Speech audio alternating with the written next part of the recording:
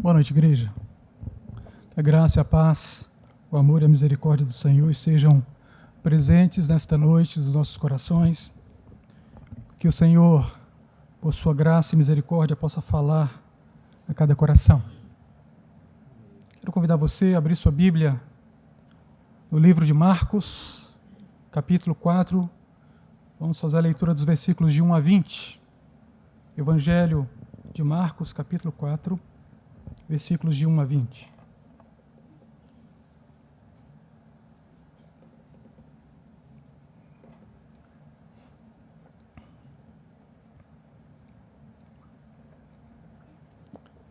Palavra do Senhor que diz: Voltou Jesus a ensinar à beira-mar, e reuniu-se numerosa multidão a ele, de modo que entrou num barco, onde se assentou, afastando-se da praia. E todo o povo estava à beira-mar na praia, e assim lhes ensinava muitas coisas, por parábolas, no decorrer do seu doutrinamento. Ouvi, eis que saiu o semeador a semear. E ao semear uma parte, caiu à beira do caminho, e vieram as aves e a comeram. Outra caiu em solo rochoso, onde a terra era pouca, e logo nasceu, visto não ser profunda a terra. Saindo, porém, o sol a queimou, e porque não tinha raiz, secou-se. Outra parte caiu entre os espinhos, e os espinhos cresceram e a sufocaram, e não deu fruto. Outra, enfim, caiu em boa terra, e deu fruto, que vingou e cresceu, produzindo a 30, a 60 e a 100 por um. E acrescentou: quem tem ouvidos para ouvir, ouça. Quando Jesus ficou só, os que estavam junto dele, com os 12, o interrogaram a respeito das parábolas. Ele lhes respondeu: a vós, outros, vos é dado conhecer o mistério do reino de Deus. Mas aos de fora tudo se ensina por meio de parábolas, para que vendo vejam e não percebam, e ouvindo ouçam e não entendam, para que venham a converter-se, para que não venham a converter-se e haja perdão para eles. Então lhes perguntou: não entendeis esta parábola? E como compreendereis todas as parábolas? O semeador semeia a palavra. São estes os de fora, os da beira do caminho, onde a palavra é semeada, e quando a ouvem, logo vem Satanás e tira a palavra semeada deles. Semelhantemente, são estes os semeados em solo rochoso, os quais, ouvindo a palavra, logo a recebem com alegria. Mas eles não têm raiz em si mesmos, sendo antes de pouca duração. Eles, chegando à angústia ou à perseguição por causa da palavra, logo se escandalizam. Os outros, os semeados entre os espinhos, são os que ouvem a palavra, mas os cuidados do mundo, a fascinação da riqueza e as demais ambições, concorrendo, sufocam a palavra, ficando ela infrutífera. Os que foram semeados em boa terra são aqueles que ouvem a palavra e a recebem, frutificando a 30, a 60 e a 100 por um. Oremos. Senhor, eis que estamos aqui diante da Tua palavra e da Tua santa igreja. Pedimos a Tua bênção sobre as nossas vidas para que possamos expor e aprender da Tua palavra, ouvindo, recebendo em nosso coração, de forma que ela possa frutificar. Pai, muito obrigado por esse tempo comum de culto que o Senhor tem preparado para nós, e que nós possamos sair desta casa, nesta noite, abençoados pelo Senhor, tratados, curados, confrontados com o nosso próprio pecado, e louvando, glorificando o Teu santo nome. É como nós oramos no nome de Jesus. Amém e amém. Amada igreja, o título do sermão desta noite é Tempo de ouvir, tempo de semear. Com certeza você já ouviu a expressão plenitude dos tempos, mas você sabe o que significa? O que significa plenitude dos tempos? Para que possamos entender bem o que isso significa, eu quero apresentar para vocês 5 palavras do grego da época de Jesus, do grego koiné, que vão nos ajudar a ter esse entendimento. A plenitude A palavra plenitude, traduzida assim para o nosso português, é a palavra grega pleroma. Parece difícil, mas não é. Você vai entender onde eu quero chegar. Pleroma significa aquilo que é totalmente completo, aquilo que está repleto. Os gregos tinham uma ilustração para definir bem essa palavra pleroma. Eles apresentavam a ideia de uma bacia, de tão cheia que estava, que começava a transbordar. Então, o pleroma é uma bacia plena, a ponto de transbordar.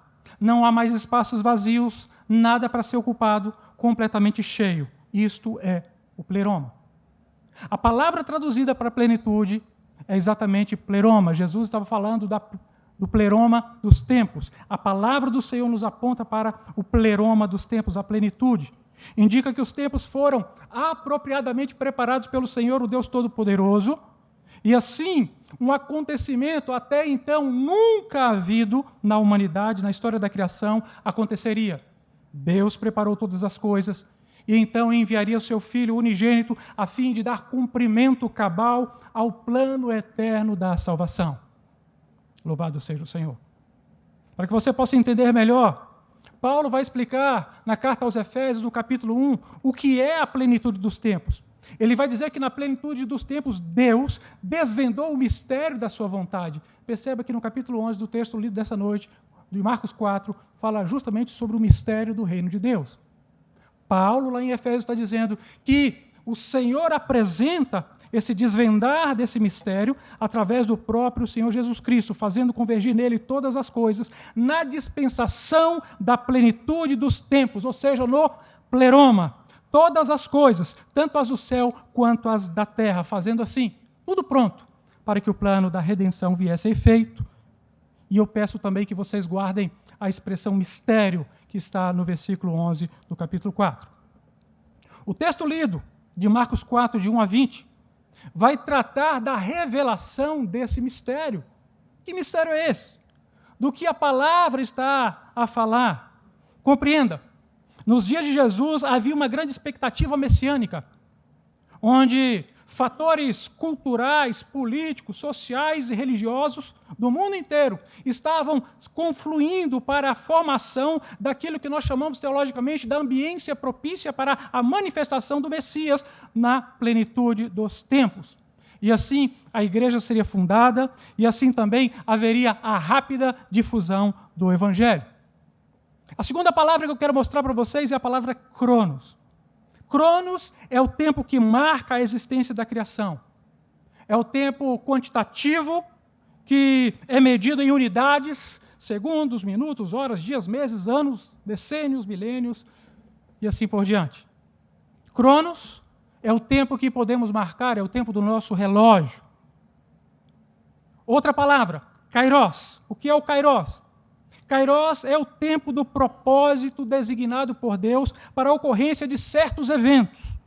É o tempo qualitativo. É o tempo oportuno, o tempo estratégico de Deus para trazer efeito o seu plano.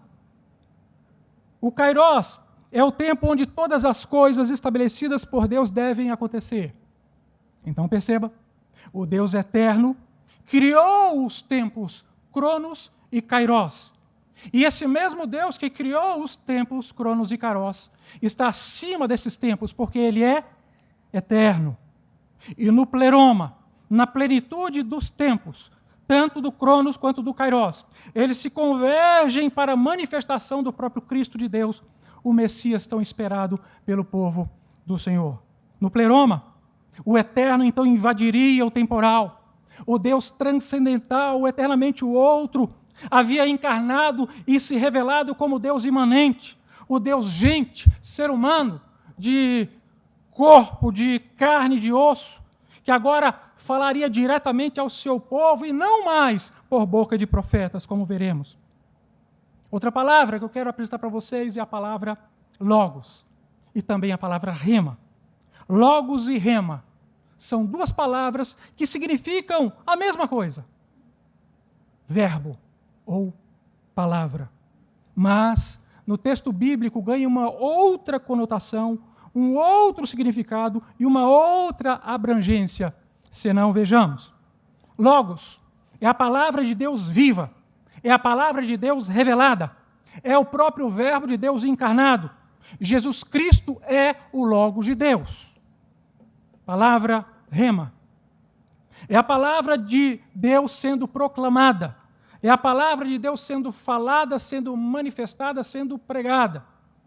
Em alguns casos, era a palavra de Deus sendo dirigida a homens específicos para tarefas específicas, como era o caso dos antigos profetas no Antigo Testamento. Mas antes de prosseguirmos, eu quero fazer uma pequena pausa para falar de maneira especial sobre essa palavra rema.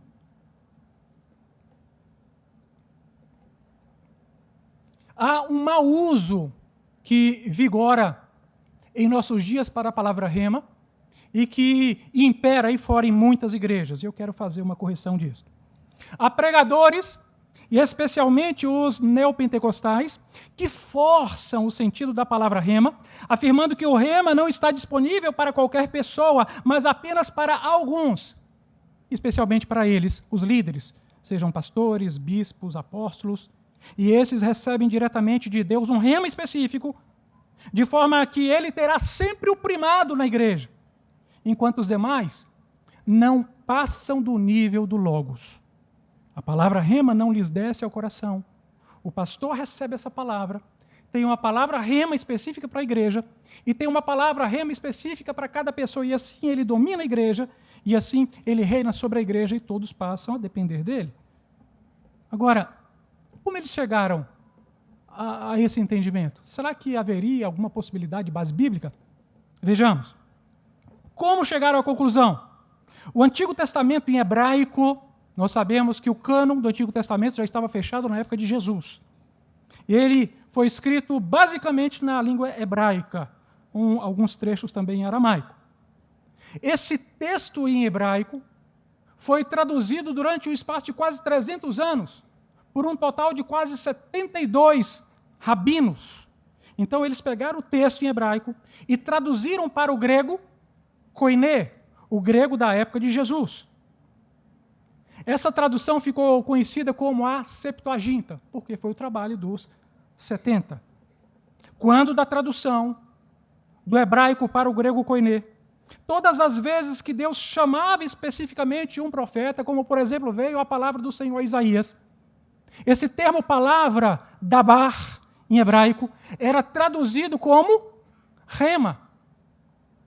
Então todos os profetas receberam um rema específico de Deus, verdade? Sim, verdade. E até aí tudo bem. Mas só há 2 vezes que essa palavra rema aparece no Novo Testamento sendo dirigido a homens específicos para tarefas específicas. O primeiro deles é Simeão, que está em Lucas capítulo 2, versículos 26 e no versículo 29. Simeão recebeu a incumbência do Senhor de aguardar a revelação, a chegada do Messias. E o Espírito Santo disse a ele que ele não morreria sem que antes conhecesse, sem que antes visse o Messias. Foi uma palavra rema, específica para Simeão. A segunda pessoa que recebeu uma palavra assim foi João Batista. E Jesus Cristo diz que ele foi o último dos profetas, que toda a lei e os profetas se encerram na pessoa de João Batista. Então João Batista também recebeu uma palavra rema. Mas é interessante, queridos. Essa palavra, apesar de ser utilizada ainda muitas vezes no Novo Testamento, é utilizada com o mesmo peso e com o mesmo significado semântico da palavra logos. Depois de Simeão e de João Batista, ninguém mais recebeu uma palavra específica assim do Senhor. E por quê? Porque a palavra agora seria dirigida a toda a igreja. O rema de Deus veio para toda a igreja. A igreja que deve evangelizar, a igreja que deve levar a palavra do Senhor para todos os cantos, em todas as direções, a igreja do Senhor que deve fazer discípulos. Esta é a palavra rema que o Senhor te deu e que o Senhor me deu. Portanto, pastor nenhum, homem algum nessa terra, vai receber uma palavra específica de Deus, porque essa palavra já foi dada pelo Senhor Jesus Cristo a cada um de nós. Louvado seja o Senhor. Ocorre que, queridos irmãos, na plenitude, no pleroma dos tempos, na confluência do Cronos e do Kairos, Deus encarnaria e falaria diretamente ao seu povo, não sendo mais necessário o antigo ministério dos profetas. O Logos revelado e o rema proclamado viria para toda a igreja, desvendando o Senhor o mistério do reino de Deus. Agora nós temos falado, queridos, que o Senhor havia preparado o tempo, todas as coisas e acontecimentos, para que naquela confluência do Cronos e do Kairos viesse o Messias. O que estava acontecendo como pano de fundo para a preparação para a encarnação do Filho, da segunda pessoa da Trindade? Em primeiro lugar, havia o que nós chamamos de a Pax Romana. O que era isto? Roma garantia, em boa medida, a paz em todo o seu território. O império forte, com mão pesada, fazia com que as pessoas cumprissem a lei romana. Havia também uma boa fluência de comunicação, que, aliás, era muito notável naqueles dias. Todos os centros estratégicos do império eram ligados a Roma pela comunicação. Havia também as estradas pavimentadas para facilitar o deslocamento das tropas romanas. O império construiu muitas estradas, daí o adágio, todas as estradas levam a Roma. Havia também uma língua universal como o nosso inglês de hoje. Era exatamente o grego koiné. Por isso a preocupação dos antigos rabinos em traduzir o Antigo Testamento para o grego koiné, para ter mais fluência, ter mais acesso às pessoas. Mas o grego koiné era uma língua amplamente falada por causa do comércio. Era necessário conhecer e falar.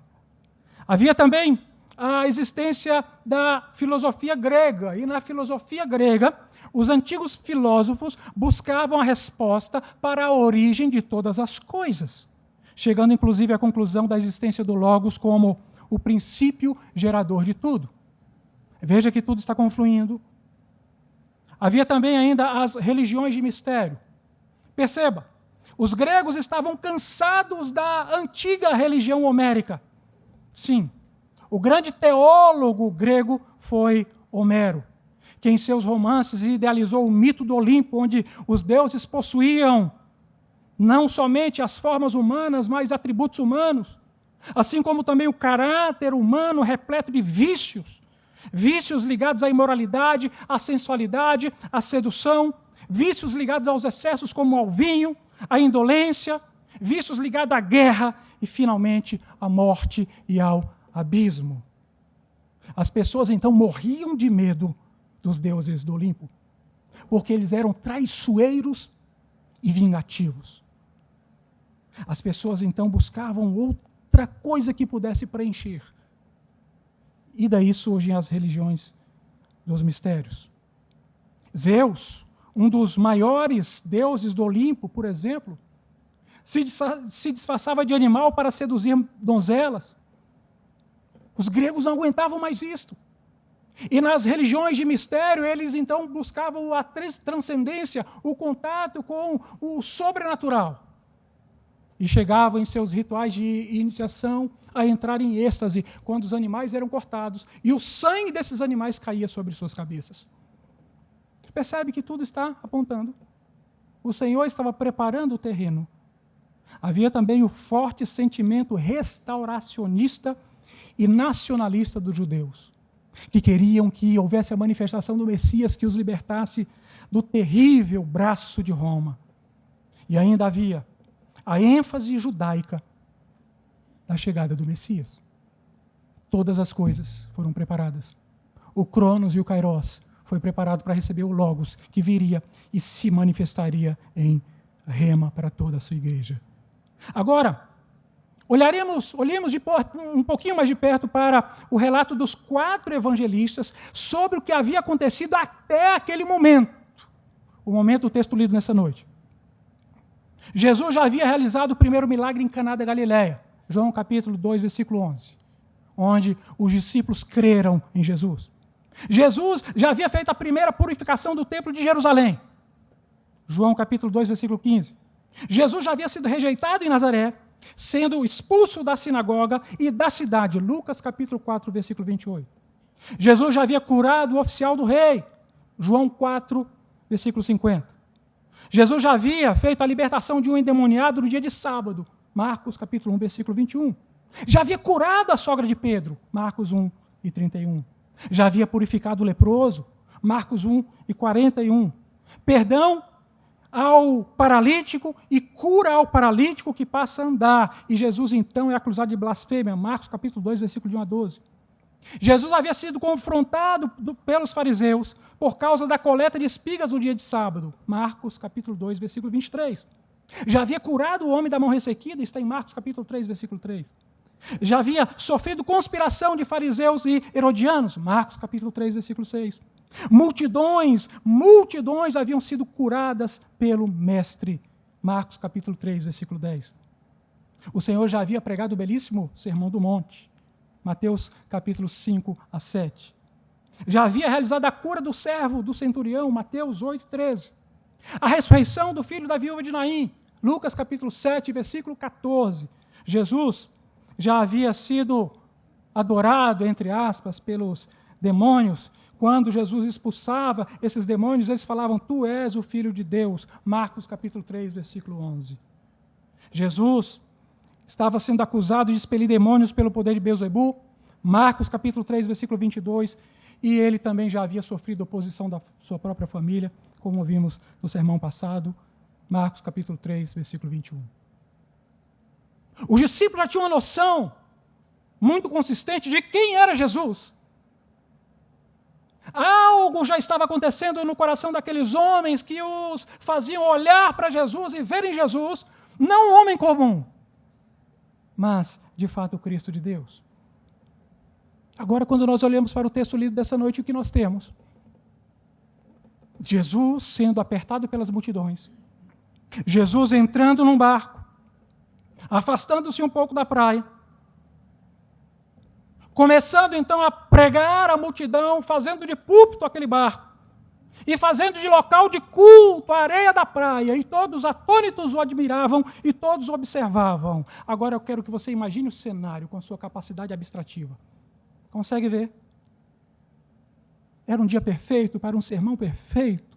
Quem sabe fosse exatamente aquele dia, aquele momento, onde o Senhor passaria a revelar os mistérios do seu reino, do reino do Pai. Alguns destaques nos chamam a atenção nesse texto. Primeiro, se você olhar para o versículo de número 3, você vê a expressão ouvi. Ouvi. Essa expressão é extremamente importante para que nós possamos compreender todo o desenrolar da narrativa do Senhor Jesus daqui para frente. Era uma expressão que, vinda da boca de Cristo, ganhava uma dimensão até então desconhecida. Todas as vezes que um profeta do Antigo Testamento falava em nome de Yahvé, ele dizia, assim diz o Senhor. Todas as vezes. Porque ele não falava com autoridade própria e nem a sua própria palavra, mas falava na autoridade recebida do Senhor, a palavra que era do Senhor.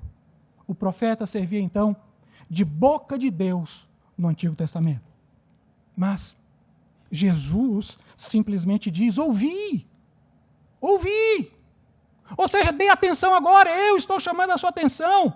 E ele finaliza o seu discurso enfatizando da mesma ideia. Quem tem ouvidos para ouvir, ouça. Não há expressão assim, diz o Senhor, na boca de Jesus. E por quê? Porque era o próprio Deus encarnado falando. Não por meio de profetas, não mais. Mas ele mesmo, o próprio Yahvé, se manifestando diretamente ao seu povo. Jesus então está inaugurando uma nova era, um novo momento, a era da igreja. Ele está inaugurando uma nova fase, porque o pleroma dos tempos havia chegado. E ali, naquela confluência do Cronos e do Kairos, ele se manifestava, ele se fazia ouvir ao que disse o escritor aos Hebreus, havendo Deus outrora falado muitas vezes e de muitas maneiras, aos pais pelos profetas, nestes últimos dias nos falou pelo Filho. Não mais por profetas. A quem constituiu o herdeiro de todas as coisas, pelo qual também fez o universo. O que ele está dizendo? O verbo, que aparece nos primeiros versículos do Gênesis, ele está aqui entre nós agora encarnado. E ele fala por própria boca e não mais por boca de homem algum. Agora você perceba outro detalhe. A palavra usada por Jesus aqui é exatamente a mesma palavra usada pelo Senhor em Deuteronômio capítulo 6, versículo 4. É Shema. A mesma utilizada para Deus falar ao seu povo. Shema Israel, Adonai Eloheinu, Adonai Echad. Israel, olhe. E Jesus está dizendo que ele falava com a mesma autoridade atribuída a Adonai no Antigo Testamento. Ele estava dizendo, eu sou Adonai. Sou eu que vos mandei ouvir lá no passado. E eu vos mando ouvir à beira dessa praia. Shema, diz o Senhor. Jesus é o Deus do Shema. Louvado seja o seu nome. Na era da igreja, Yahvé falava diretamente aos seus eleitos. Portanto, querido irmão, querida irmã, se Deus tem algo para falar contigo, Ele vai falar contigo através de sua palavra. Louvado seja o Senhor. Segunda coisa que me chama a atenção no texto bíblico é que Jesus falava, mas ninguém entendia. Versículos 3 a 9. Ele falava, mas as pessoas não entendiam. E o que havia no discurso de Jesus? Ora, era um discurso poético. E ele dizia, eis que saiu o semeador a semear. E ele transportava a mente, o coração das pessoas, justamente para esses lugares campestres, onde a terra seria transformada em lavoura. E ele diz, o semeador saiu a semear e as sementes foram caindo em um lugar e outro, porque ele saía a semear, lançando as sementes em todas as partes e por todas as direções. Havia poesia. Jesus prendia a atenção de seus ouvintes, fazendo-os ver por meio de coisas que eles conheciam, porque haviam também coisas conhecidas. Semeador, semeadura, semente, aves do céu, tipos de solo, sol, raiz, planta, espinhos, pedras, frutos, coisas que as pessoas conheciam. Ora, ali estava o pregador dos pregadores. E ele falava diretamente ao coração das pessoas e os transportava para essa ilustração belíssima, a fim de manifestar o reino do Pai. Mas havia também uma linguagem simples. Não era um filósofo como Pitágoras falando das coisas difíceis da matemática, não. Era um carpinteiro falando de coisas comuns, numa linguagem simples, numa linguagem comum e acessível ao coração de todos. Mas ninguém entendeu. Ninguém. E olhavam uns para os outros e... Como assim? O que ele quer dizer com isso?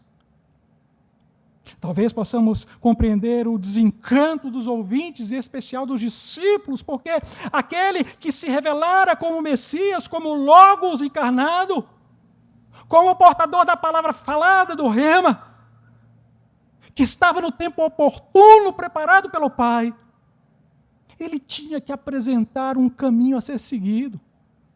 Como não? Ele tinha que apresentar uma estratégia, quem sabe uma estratégia militar, quem sabe reunir o exército, quem sabe convocar as hostes do céu para vencer e suplantar Roma. Mas não. Nada. E as pessoas não entendiam nada. Percebe o que está acontecendo?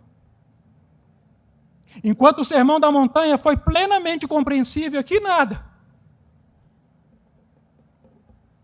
Terceira coisa que me chama a atenção no texto, a expressão do versículo 10. Quando Jesus ficou só.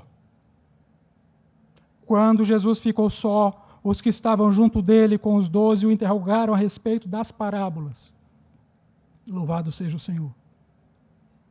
Enquanto estavam com os outros, os discípulos, em meio à multidão, muitas vozes poderiam ser ouvidas. Muitas vozes. Mas foi quando Jesus ficou só. Apenas sua voz era ouvida. Compreende? As parábolas de Jesus haviam deixado os discípulos perplexos. E eles precisavam do urgente socorro do Mestre. Vocês compreendem? E os discípulos fizeram a melhor coisa. Eles não procuram os outros, vamos procurar a escola de Sócrates, ou de Platão, ou de Aristóteles. Não vamos procurar os estoicos. Vamos procurar Jesus. Porque Jesus pode esclarecer aquilo que nós não conseguimos. Eles procuram Jesus. Queridos irmãos, nós vivemos num tempo de muitas vozes falando. Muitas. As vozes do mundo, da filosofia do nosso tempo, o Zeitgeist, o espírito desta época, com toda a sua prepotência intelecto-cultural, que estão a nos dizer, o evangelho está fora de moda. Perdeu sua validade, perdeu seu significado, perdeu seu senso, agora nós temos outra resposta para você. E as vozes continuam a falar, as vozes da sociologia e da antropologia modernas, que querem apresentar alternativas sociais e humanas, que querem apresentar novas dinâmicas à parte do Evangelho, colocando a ênfase no homem e apresentando o homem como remédio do homem. As vozes da ciência, que postulam uma alternativa de vida sem Deus, onde a tecnologia, com todos os seus avanços, é capaz de apresentar a solução para todas as mazelas da humanidade. Ledo engano. Nem todos os avanços da ciência, da tecnologia, da medicina estão ao alcance de todos. E o homem continua sofrendo. Mas os discípulos não querem saber dessas coisas. Não. Eles querem ouvir de Jesus. Eles querem saber de Jesus. E aqui nós precisamos aprender com eles, porque muitos de nós temos dado ouvidos a tantas vozes. Ou será que não é verdade? Queridos, só Jesus possui a solução. Escreva o nome do problema que for. Jesus tem a solução para o seu problema. O Evangelho é a resposta para todos os anseios da nossa geração pós-moderna, geração líquida, fluida, que hora quer uma coisa, hora não quer, hora quer outra coisa, hora volta a querer o que era e não sabe o que quer. Jesus tem a resposta para a nossa vida. E isto só ia acontecer com Jesus sozinho. Louvado seja Deus. Você dando ouvido somente a Ele, desejando aprender somente dEle. Mas há outra coisa que me chama a atenção. Jesus lhes respondeu, está nos versículos 11 a 13, a vós outros vos é dado conhecer o mistério do reino de Deus. Mas aos de fora, tudo se ensina por meio de parábolas, para que vendo, vejam e não percebam. E ouvindo, ouçam e não entendam. Para que não venham a converter-se e haja perdão para eles. Então, lhes perguntou, não entendeis esta parábola e como compreendereis todas as parábolas? Você percebe o que está acontecendo? Ali, Jesus estava a dar cumprimento da profecia de Isaías, capítulo 6, versículos 9 e 10. Era uma palavra pregada para que os outros não entendessem. Era uma palavra ensinada para que os outros não compreendessem, não se convertessem, não fossem salvos. Isso implica, querido irmão, quero te dizer, que a palavra é pregada para todos, mas não exerce o mesmo efeito em todos. Todavia, ela nunca volta sem cumprir o seu desiderato, o propósito estabelecido pelo Deus eterno. Amém? Louvado seja o Senhor. Pela primeira vez, Jesus fala sobre o mistério do reino de Deus. Algo que a priori parece contraditório, porque a missão do Filho não era exatamente de, na plenitude dos tempos, na convergência do Cronos e do Kairos, desvendar o mistério da vontade do Pai, não era isso? E a resposta é positiva e negativa. O Evangelho é pregado sobre os telhados. Seu alcance é em todas as direções, para todas as pessoas de todas as épocas. Mas a forma como alcança é diversa. Para os eleitos, Jesus abre os ouvidos, explica. Tem paciência para mostrar, filho, preste atenção. Mas, para os réprobos é diferente. Para os eleitos, o Senhor ensina de forma que se convertam e encontrem salvação em Cristo Jesus por meio da operação somente dele.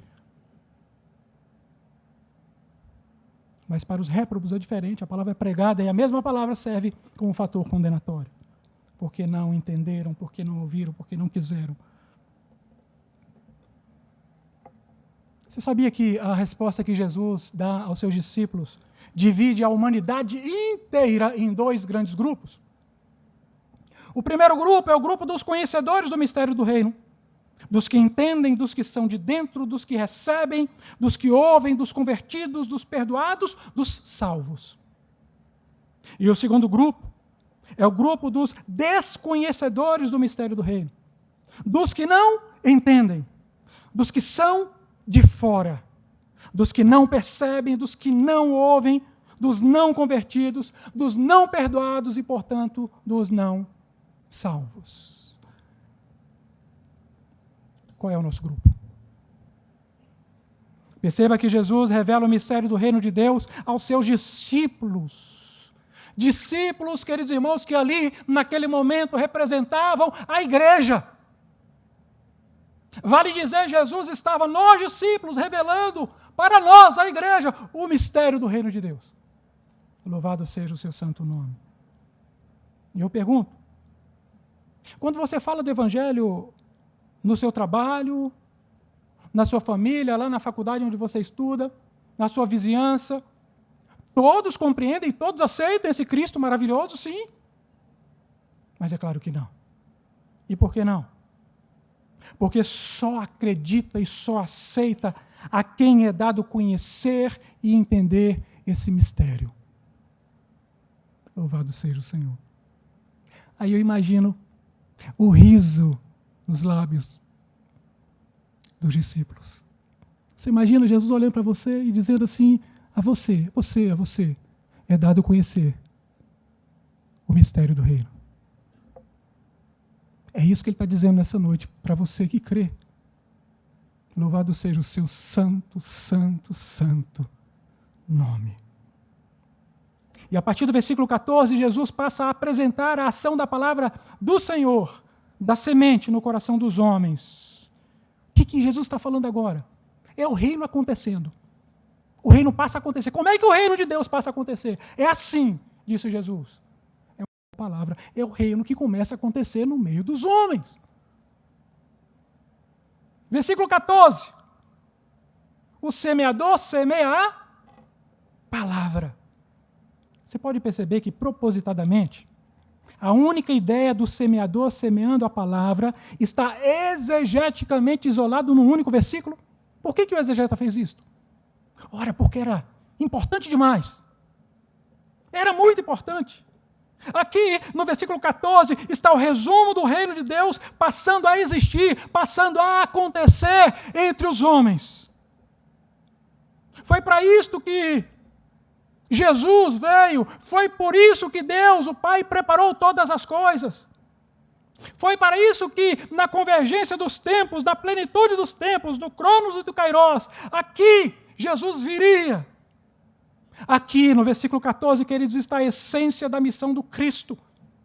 Aqui no versículo 14 está a aplicação da obra expiatória da cruz, porque se o semeador não saísse a semear, não haveria obra expiatória, não haveria redenção, estaríamos para sempre condenados. Louvado seja o Senhor. Aqui está a consecução do plano eterno de Deus. Aqui, no versículo 14, está a sua missão, igreja. Ouça, o reino de Deus só acontece porque um dia saiu o semeador a semear. Aleluia. Tudo acontece no reino de Deus, entre os homens, a partir da semeadura da palavra do Evangelho, porque a semente é a palavra do Evangelho que foi lançada e chegou aos nossos antepassados, até chegar à nossa geração e nos alcançou. Tudo isso porque saiu o semeador a semear. Louvado seja o Senhor. Agora vocês repararam um detalhe? Propositadamente, Jesus não diz quem é o semeador. Ele diz quem é a semente. O que é a semente? Semente é a palavra. Mas quem é o semeador? Ele não diz. Ora, e não precisaria. Jesus, ele diz que aquele que tem a tarefa de semear é o semeador. É claro que por excelência Jesus é o grande semeador, claro, o nosso maior modelo, o nosso padrão. Mas ouça, todos aqueles que são chamados a pregar o Evangelho se assemelham ao grande semeador Jesus, e ninguém há que possa parecer-se com o mestre, se não for também um semeador. Você é um semeador? Você tem semeado a palavra, irmão?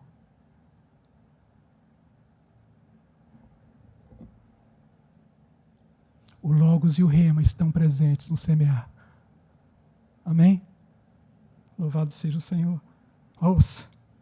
Não há outra forma do reino acontecer senão pela semeadura do Evangelho. Se não fosse pela semeadura, não haveria igreja. Por isso, Jesus, a segunda pessoa maravilhosa, eternamente gerada do Pai, esvaziou-se de seu poder e glória e assumiu forma humana e, como servo, submeteu-se à vontade do Pai, sendo obediente até a morte e morte de cruz, para semear. Louvado seja o Senhor.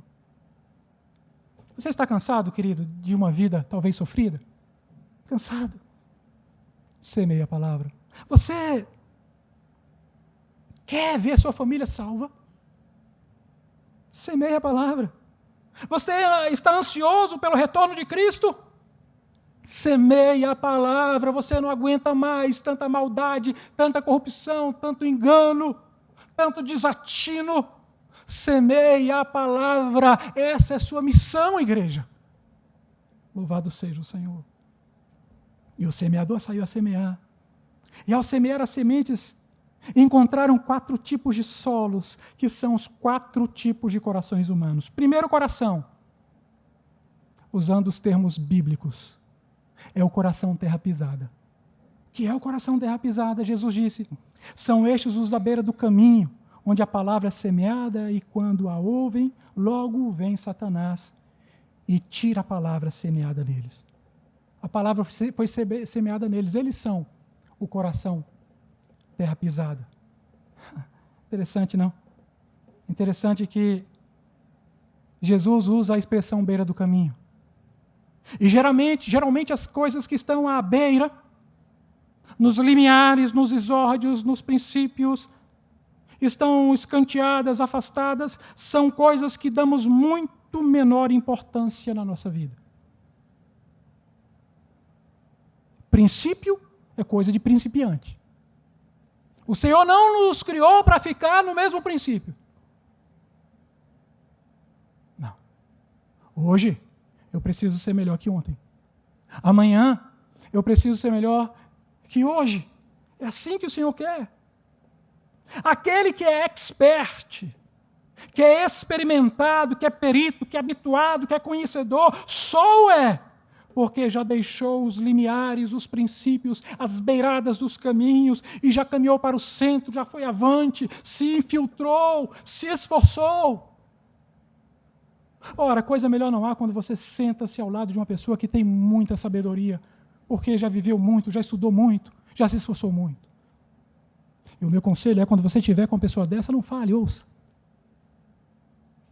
Mas quando você está perto de um principiante, e geralmente os principiantes querem demonstrar muito conhecimento, e fica patético. Precisamos ser homens e mulheres que avançam para o centro do conhecimento, que querem sempre mais do Senhor, e o Senhor está disponível para nós. Será que existe alguém, queridos? Eu creio que não. Ninguém há que coloque o bem mais valioso que possua na janela da sua casa, que dá para a rua, e deixa a janela aberta. Será que alguém faz isso? Quem sabe aquele anel que você ganhou no dia do seu noivado, você guarda com tanto carinho. Vou colocar na janela. A pessoa que passa na calçada vai ver, vai apreciar e vai embora. É isso? Não, mas é claro que não. Nós guardamos. Porque nos é caro. Porque nos é precioso. Não é assim? Agora a palavra, quando cai à beira do caminho, acrescenta Lucas, logo foi pisada. Uma palavra que deixou para ser pisada, que não foi dada importância.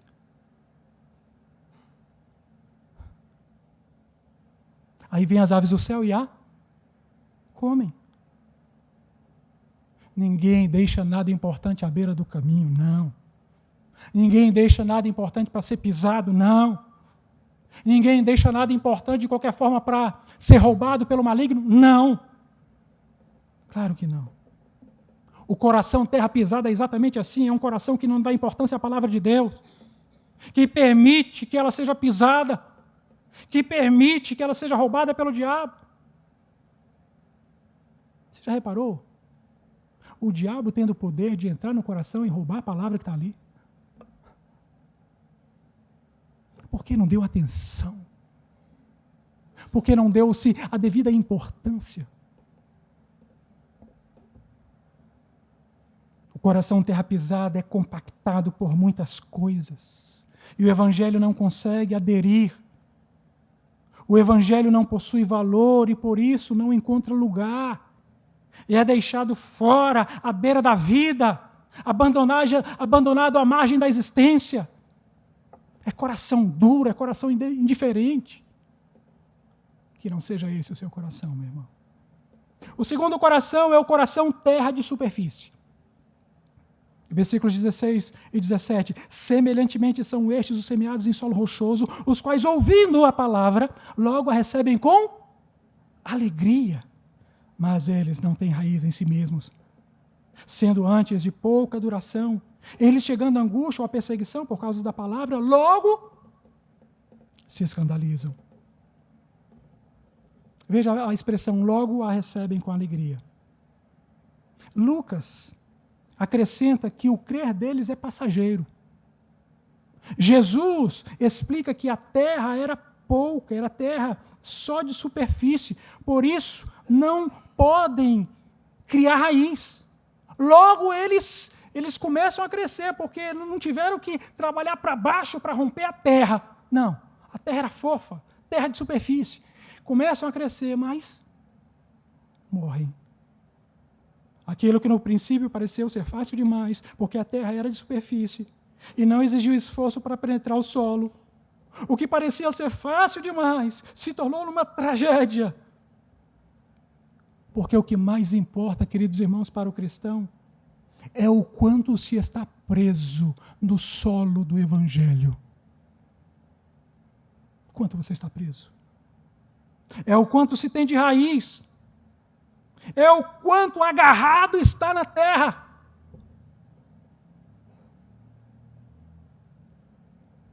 Sabia que a marca do coração, terra de superfície, diz Jesus, é a pouca duração. Dura pouco. A alegria é curta. Nós estamos vivendo um fenômeno na nossa igreja, graças a Deus por isso, por causa da internet. Muitas pessoas têm descoberto a teologia reformada. Aí vem a nossa igreja, procura os pastores, os presbíteros, os diáconos, os irmãos. Olha, eu conheci na internet o reverendo Augusto Nicodemos, reverendo Hernandes, essa igreja é essa aqui. Pois é, que bênção. Pô, pastor, estou tão entusiasmado com isso, pastor. Pastor, tem jeito do senhor assim, separar um tempo na sua agenda e fazer um discipulado comigo? Tem, meu. Se não tiver jeito, a gente dá um jeito. E a gente começa 1 semana, 2, 3, 4. Daqui a pouco ele falta uma semana, não vem na outra. Daqui a pouco ele falta 2, não vem na terceira. Tá? Cadê? Pouca duração. Houve o caso de um querido irmão que passou por aqui. Eu falo com muita dor, com muito pesar. Começamos um trabalho discipulado com ele, ele vindo de uma igreja assim também. De uma igreja com outra teologia, digamos assim, de forma mais amena. Começamos um trabalho com ele de alguns meses, daqui a pouco ele desapareceu. E para nossa surpresa, hoje ele é kardecista. Pouca duração. Alegria, acabou. Querido, eu quero te falar uma coisa no nome de Jesus e na autoridade do Espírito Santo. A verdadeira alegria, ela não passa, porque é a alegria que vem do Senhor. Louvado seja o Senhor. O caminhar do crente, preste atenção nisso, de todos os crentes, envolve 5 fases. A primeira é a fase do descobrimento, onde tudo o encanta no mundo do Evangelho e da igreja. E ele diz, eu não sabia que era assim. Quanto tempo eu perdi lá fora no mundo? Quanto tempo? Aí vem a segunda fase, a fase da paixão. O fervor é evidente em sua vida e o crente está ávido pelo Evangelho, não perde os encontros, todos os cultos, todos os trabalhos. Ele vai para o sopão, vai para a madrugada solidária, vem para a oração da vida frutífera, para a reunião de segunda-feira, ele vai até na SAF se brincar. Excelente trabalho das irmãs, queridos. Louvado seja o Senhor. E, de repente, as coisas vão passando. Terceira fase, a fase do realismo, onde o cristão passa a ver que a igreja não era aquele mar de rosas que ele esperava, não era o Shangri-La dos sonhos, o Evangelho não era só alegria. E aí vem o eu não sabia que era assim, parte 2. Realismo. Quarta fase, a fase da acomodação, onde o crente se acostuma à igreja, às rotinas da igreja, e ele diz, afinal, eu não posso ficar em casa domingo à noite, porque eu ficaria. Acomodou-se. E a última fase é a fase da obrigação, onde o cristão se vê obrigado a estar na igreja. Vou porque eu sou obrigado. Vou porque assumi um compromisso. Queridos, preste atenção. A forma como nós reagimos a todas essas fases é que demonstrará a qualidade de cristãos que nós somos. Todos passamos por essas fases. Agora, como nós vamos reagir? Como? Mas o coração terra de superfície não passa da primeira fase. Porque um dia chega a angústia ou a perseguição por causa da palavra. E ele diz, eu não vim para essa igreja para sofrer. Eu não vim para o meio dos crentes para viver assim. E vai embora. Tudo é motivo de escândalo. As pressões externas vêm e a pessoa não subsiste. Terceiro, é o coração terra de concurso. Coração, terra de concurso. Versículos 18 e 19. Os outros, os semeados entre os espinhos, são os que ouvem a palavra, mas os cuidados do mundo, a fascinação da riqueza e as demais ambições, concorrendo, sufocam a palavra, ficando ela infrutífera. São os espinhos. Jesus explica que espinhos é tudo aquilo que sufoca a palavra. No coração, terra de concurso, a palavra do Senhor tem espaço, até tem. Mas é um espaço curto, limitado, reduzido. É um espaço pequeno em meio a muitas outras coisas que lhes são concorrentes a um concurso. E um dia, a palavra não permanece. Quem vai lograr êxito numa terra de concursos? A palavra é uma só que concorre, como já falamos nesta noite, com muitas vozes, com muitas coisas, com muitas ambições, com as riquezas. No concurso por espaço está a fascinação da riqueza, e está as demais ambições. A causa aqui são as pressões internas. A pessoa quer a palavra, a pessoa deseja o evangelho, anseia por Cristo, mas concorrentemente está fascinado pelas riquezas do mundo e tomado pelas demais ambições, diz o Senhor. O coração terra de concurso é um palco constante de conflitos e de guerras interiores, de um coração que está ocupado demais, com coisas demais. E daqui a pouco já não sobra mais espaço para o Senhor. Almeja-se por Cristo, mas também por posições sociais. Deseja-se por Jesus, mas também deseja-se pelo mundo. Anela-se pelo céu de Cristo, mas também anela-se pelo mundo dos homens. É como o retrato, e eu pergunto se você se lembra do belíssimo poema de Alfonso Guimarães, Ismália. Veja no coração de Ismália o concurso que havia. Quando Ismália enlouqueceu, pôs-se na torre a sonhar. Viu uma lua no céu, viu outra lua no mar. No sonho em que se perdeu, banhou-se toda em luar. Queria subir ao céu, queria descer ao mar. E num desvario seu, na torre, pôs-se a cantar. Estava perto do céu, estava longe do mar. E como um anjo pendeu as asas para voar, queria a lua do céu, queria a lua do mar. As asas que Deus lhe deu ruflaram de par em par, sua alma subiu ao céu, seu corpo desceu ao mar. Coração de concurso. O que você quer, irmão? O que você quer, minha irmã? Você quer que a semente cresça? Pois é, aqui ela cresce, até vira planta, sabia? Mas ela está num terreno de concurso. E ela vai perdendo espaço. E por isso ela nunca frutifica. Quarto coração é o coração boa terra. Coração boa terra está no versículo 20. Os que foram semeados em boa terra são aqueles que ouvem a palavra e a recebem frutificando a 30, 60 e a 100 por um. Glória a Deus. Eu não vou falar muito sobre esse coração, porque ele é muito óbvio. O coração boa terra pertence àqueles que, ao receberem a palavra do Senhor, frutificam de forma exponencial, de forma sobrenatural. Mas a questão é, por quê? Porque compreendem a importância da semente. E assim, compreendendo a importância da semente, eles passam também a ser semeadores. Por quê, queridos? Da mesma semente que receberam, eles passam a semear. Interessante.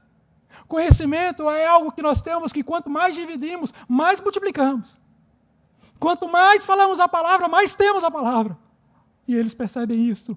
E com seu agir glorificam a Deus e cumprem sua santa vontade e cooperam para a manifestação visível do reino de Deus ainda neste mundo, para lá no porvir, está sempre ao lado do Pai.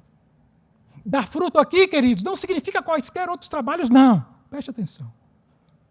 Senão a própria pregação da palavra de Deus. Deixa eu te perguntar. Uma semente de laranja produzirá o quê? Ora, pastor, laranjas. Sim, claro, laranjas. A semente da palavra produzirá o quê? A palavra. Se eu recebo semeadura da palavra, eu preciso semear a palavra também em outras vidas. Pastor, mas eu não sei falar. Sabe sim, sabe. E você sabe que você sabe. Fale do amor de Deus. Fale do que Jesus já fez por você. Fale de como Jesus te encontrou. Fale da forma como Ele te salvou. Fale sobre quem você era e sobre quem você é agora em Cristo. Fale e ouça. Quando Jesus olha para uma semente, Ele vê os frutos que dela virão. E quando Jesus olha para você, o que Ele vê? Eu concluo este sermão dizendo para você que a parábola do semeador nos apresenta alguns desafios. Primeiro, naquilo que depende de nós, nós precisamos cuidar do nosso coração para recebermos sempre a palavra do Senhor. Você cuida do seu coração? Como estamos fazendo isso? Como nós diariamente recebemos a palavra de Jesus, o semeador por excelência, lança todos os dias a palavra no nosso coração. Como temos tratado sua santa semente? Não podemos tratar a semente da palavra do Senhor como algo para se deixar na beira do caminho de nossa vida. Precisamos cuidar dela, colocá-la no centro da nossa existência. Não podemos fixar a semente da palavra do Senhor com pouca terra. Precisamos mais terra. Precisamos criar raízes. Sabe qual é uma das coisas que eu peço a Deus? É a bênção da permanência. Aprenda com esse humilde pastor. Peça a Deus todo dia a bênção da permanência. É tão triste uma pessoa que não permanece. Está aqui, amanhã não está mais. Onde está, não sei. Peça a bênção da permanência. Peça. Como criar raízes se não permanecermos? Como? A pessoa já passou por 20 igrejas. Se chegou aqui, fica, irmão. Crie raízes aqui. E o Senhor vai te abençoar em nome de Jesus. Seja permanente na presença do Senhor. Não podemos tratar a semente da palavra colocando-a em concurso com as coisas deste mundo, porque todas as coisas passarão, mas a palavra do Senhor é a palavra eterna, de vida eterna, que não passará jamais. Louvado seja o Senhor. Não podemos viver uma vida cristã sem frutificação. A prova autêntica de que somos de fato filhos do Senhor, filhos de Deus, é se estamos frutificando. Tudo bem, querido, nem todos vão frutificar a 100 por 1, mas que seja pelo menos a 30. Que sua vida seja frutífera na presença do Senhor. Segundo lugar, precisamos entender o trabalho do semeador que, na parábola, lançava sementes em todas as direções. Todas. Foi exatamente assim que Jesus fez, pregando a todos. E agora, somos convidados a fazer o mesmo. É isso que cabe a mim e a você. Eu encerro para você, querido, dizendo que a palavra nos transporta para o caráter permanente da pregação. Eis que saiu o semeador a semear, não há pausa, não há descanso, não há retorno do semeador, ele sai a semear até o dia do Senhor. Jesus veio na plenitude dos tempos, na convergência do Cronos e do Kairos. Entre o Logos e o Rema, pregou a sua palavra, e eu sei que ela não voltou vazia. E por isso estamos aqui nesta noite. Portanto, hoje é tempo de ouvir, mas também é tempo de semear. Hoje. Você possui o Logos, você possui o Rema, você possui a palavra do Senhor que já lhe foi entregue. Então, em nome de Jesus, não se torne um depósito selado da palavra de Deus recebida. Torne-se um canal por onde essa palavra flui, vive e alcança novos corações. Que seja assim. Porque todo aquele que invocar o nome do Senhor será salvo. Como, porém, invocarão em quem não creram? E como crerão naquele de quem nada ouviram? E como ouvirão, se não há quem pregue? E como pregarão se não forem enviados? Como está escrito, quão formosos são os pés dos que anunciam coisas boas. Curva a sua cabeça. Senhor nosso Deus, eis a tua palavra proclamada neste momento. Eis, ó Pai, o nosso coração como terreno, como solo, como terra.